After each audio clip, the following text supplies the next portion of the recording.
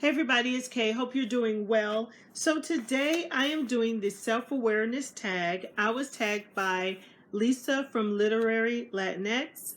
I will put the information about the tag down below. I believe the tag was originated by Courtney Ferreter.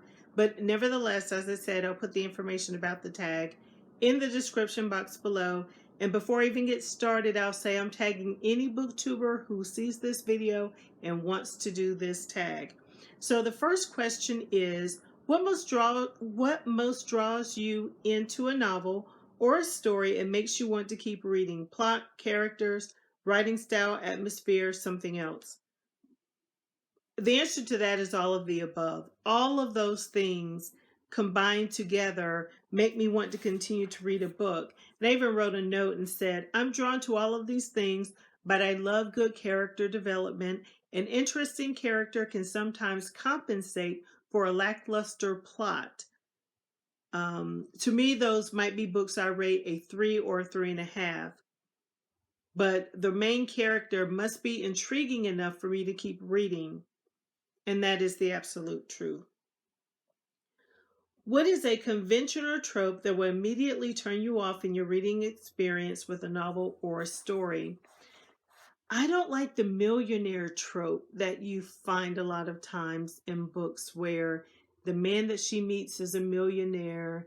He's a jerk, very mean to her, nasty. Then something happens and then they fall in love and all. That kind of thing is okay. I mean, it's not that I would stop reading the book, don't get me wrong. It's just that there was a point in time where almost every book I picked up had that same trope. And I was like, really? Come on, y'all. Please write, about more than just millionaires, okay? That's just one that kind of bothers me. What most appeals to you when reading nonfiction and makes you want to keep reading? I don't read a lot of nonfiction, but I do like a good, juicy memoir or autobiography. If they have really good life stories to tell, then I enjoy those. What is a convention or trope in nonfiction that would turn you off in your reading experience? If they get too in the weeds on details, surrounding like science and math and medicine and legalese, that would turn me off. I'll skip those passages. I might finish the book, but if they get too deep in that, I'm going to skip those passages in the book. Would you say you read more for pleasure and enjoyment or more to learn and exercise your brain? It depends on the genre I'm reading. If I pick up a thriller novel, it is purely for pleasure and enjoyment. If I pick up a zombie novel, that's what it's for. Um, I read literary fiction and contemporary fiction knowing there are going to be life lessons along the way and things that I can glean from those books. I feel like those books are the ones where you learn a lesson or you ask questions. So it just depends on the genre.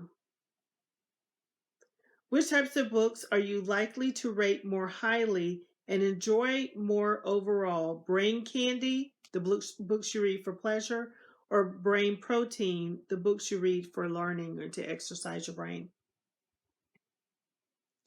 I mean, I don't think of mm, I just rate books how, when I rate them.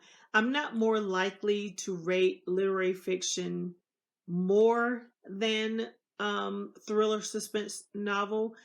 Am I likely to rate them higher? It just depends because I compartmentalize my books.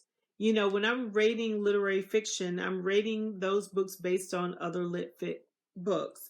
And then the same with the thriller genre. So I may give out a lot of fours over here in the mystery suspense genre because the book is fast paced and, I can figure out the crime, all that kind of stuff. But for literary fiction, I'm more particular about what actually gets a 4 or a 5 stars. I don't know. That's a hard question to answer. It is because what type of book are you likely to rate more highly? Probably literary fiction, I guess. Um, do you have a sense early on whether or not the book you're reading will be a 5-star read? Has the book ever surprised you in this regard? I rarely ever give out 5 stars to books. I just don't. The book really, really has to be extraordinary for me to give out 5 stars. Two books I know in particular I gave 5 stars to were The Book of Harlan by Bernice McFadden and Americana by Chimamanda Ngozi Adichie. Can I tell early on if I'm going to get 5 stars? Pretty much so, but most books for me land on 4 stars. Usually 4. I don't just dole out 5 stars very easily. Considering books that you've rated 5 stars in the past, um, do you think you would feel the same way about them now? Why or why not? Those 2 books that I just mentioned, absolutely. As a matter of fact, I read the Book of Harlan for the first time in 2016 when it first came out at an advanced reader copy. And then I read it again with my book club last year, and I loved it just as much the second time, if not more the second time than the first time. So I felt the same way about the book. And then again, it says tag people. I'm tagging whoever wants to do this video. Thank you so much, Lisa, for tagging me. Sorry it took me so long to get to it. There's been a lot going on, but I really do appreciate the thought. Hope you all enjoyed this video. Until next time, everybody, keep reading. Take care. Bye-bye.